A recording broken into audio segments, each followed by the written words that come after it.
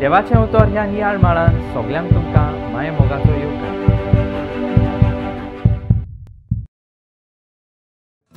आयचें शुभ वर्तमान आमकां जुआं बावतिस्ताच्या खालतिकाये विशीं सांगता. जुआं बावतिस्त जेजूची वाट तयार करूंक आयलोलो आनी ताचें काम सोंपल्या उपरांत ताणें जेजूक फावो पळय जागो समाजांत दिलो.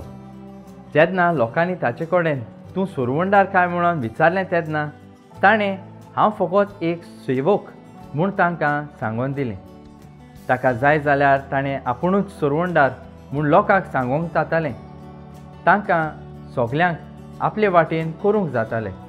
पूण खालतिकायेन एक प्रवाद्याचें काम करून जेजू सुरवंडाराक ताणें ताची वाट दिली आनी ताचो मान सांबाळ्ळो. आमच्या जिवितांत आमकां देवान मिसावां दिल्यां.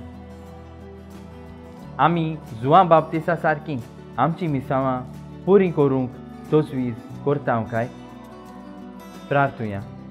देवा आमच्या बापा, तुजें उतर मानून घेवंक म्हाका तुजी कृपा दी.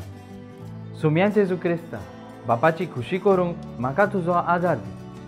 पवित्र आत्म्या, जा तूं आमचो आलाशिरो आनी वाट. आमचे बरोबर देवाचें उतर नियाळ्ळां म्हणून देव बरें करूं. आमी परतून मेळसर पवित्र राव, खुशाल राव.